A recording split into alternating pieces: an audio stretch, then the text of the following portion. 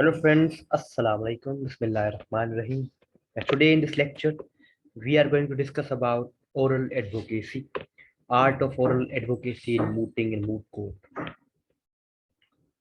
After memorial submission, the next phase, the next stage, next level is oral advocacy. आपने जब memorial को memoranda को जमा करा दिया है, जब सबमिट कर लिया है, तो आप पढ़ते हो ओरल एडवोकेसी की तरफ, स्पीकिंग की तरफ।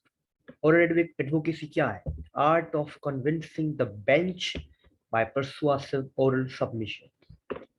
जजेस के सामने स्पीकर्स आते हैं, पिटिशनर और रिस्पोंडेंट, ये स्पीकर्स होते हैं, ये जो है जजेस के सामने आते हैं और फिर जो उन्होंने जो सर्च किया होता है लीगल रिसर्च के थ्रू, जो कि हमने पिछले लेक्चर में डिस्कस किया बहुत ही बेहतरीन तरीके से, उन सबको फिर जो है वो ओरली स्पीक करते हैं जजेस के सामने। This is called oral advocacy. अब मूट कोर्ट की बात सिर्फ बारे में ही बात कर रहे हैं, उसके अलावा नहीं। जजिंग क्राइटेरिया कि आप जो जजेस के सामने बात करते हो वो क्या चीजों को जज करते हैं आपके अंदर। एप्लीकेशन ऑफ फैक्ट्स, सबसे पहले कि आपने फैक्ट्स को किस तरह अप्लाई किया हुआ है, इश्यूज को आपने किस तरह आइडेंटिफाई किया है और उनको किस तरह आर्टिकुलेट किया है, किस तरह समेट के रखा है उनको इश्यूज को, उनको आप उन इश्यूज में से आपने क्या समझा है वो आपको देखेंगे इस तरीके से। प्रेसिडेंट अथॉरिटीज आपने किस तरह यूज की, लीगल प्रिंसिपल जो है, लॉज कानून जो है वो, सेक्शन आर्टिकल, इनको आपने किस तरीके से यूज किया हुआ है। और उसके बहुत उससे सबसे इम्पोर्टेंट, रेस्पॉन्स टू जजेस question and persuasive style of presentation, कि आपने जजेस के क्वेश्चन को आंसर किस तरह किया। कौन बनेगा हाईएस्ट स्कोरर ओरल एडवोकेसी के अंदर? वो जो बंदा एड्रेस करेगा बेंच के सामने, बेहतरीन अंदाज से इंट्रोड्यूस करेगा अपने आप को, एक स्ट्रक्चर ऑफ आर्ग्यूमेंट्स होगा उसका बिल्कुल ही मेमोरी। देखे ना, जब आप स्पीकिंग करते हो ओरल एडवोकेसी में, जब आप आते हो तो आप जो है वो अपने मेमोरेंडा को जजेस की बेंच के सामने जमा कराते हो, तो वो वहीं पर आपके आर्ग्यूमेंट के स्ट्रक्चर को देखते हैं, that how have you design your arguments, तो उनको भी देखा जाता है उस वक्त। क्वेश्चन जो है जजेस ने जो आपसे पूछे, आप उसको किस तरह आंसर कर रहे हो।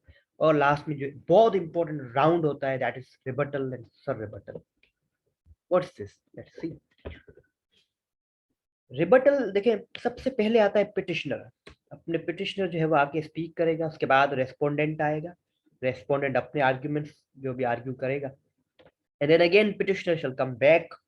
पिटिशनर जो है वो फिर रिबटल करेगा। रिबटल राउंड में वो रेस्पोंडेंट ने जो जो भी कहा है उनको रिबट करता जाएगा, उनको कहेगा कि ये चीजें गलत हैं, या तो एक्स्ट्रा क्वेश्चंस पूछ लेगा। ये सब चीजें रिबटल में होती है। और रिबटल के बाद जो है अगेन रेस्पोंडेंट को भी चांस दिया जा सकता है। देखिए यहाँ पर मे का वर्ड आएगा, कि दिया जा सकता है, मे बी ना भी दे जजेस, it depends on the time, because mostly because of shortage of time the cerebral round is not made। मगर cerebral round में यहाँ पर रेस्पोंडेंट आता है और वो भी उसी तरह काम करता है जिस तरह रिबटल में पिटिशनर ने काम किया। क्वेश्चंस पूछेगा, क्रॉस करेगा, all this is all done with. उसके बाद ओरल एडवोकेसी के अंदर आपको कुछ लैंग्वेज का ख्याल रखना होता है। देखिए जजेस जो आपके सामने होते हैं उनको आप क्या कहते हो, your excellency. Your excellency, I myself Waqas कोसो, I have come here to plead with, I have come here to to speak something, तो इस तरह आप कहते हो। मगर योर एक्सीलेंसी आप इंटरनेशनल कानून में कहते हो, जब इंटरनेशनल लॉ हो, इंटरनेशनल लॉ के हिसाब से मूड कोर्ट हो, तो वहां पर योर एक्सीलेंसी कहते हो। तो जब नेशनल कानून पर हो तो योर ऑनर्स। और आप, और प्रेसिडेंट भी होता है, मगर प्रेसिडेंट कहना लाजमी नहीं होता।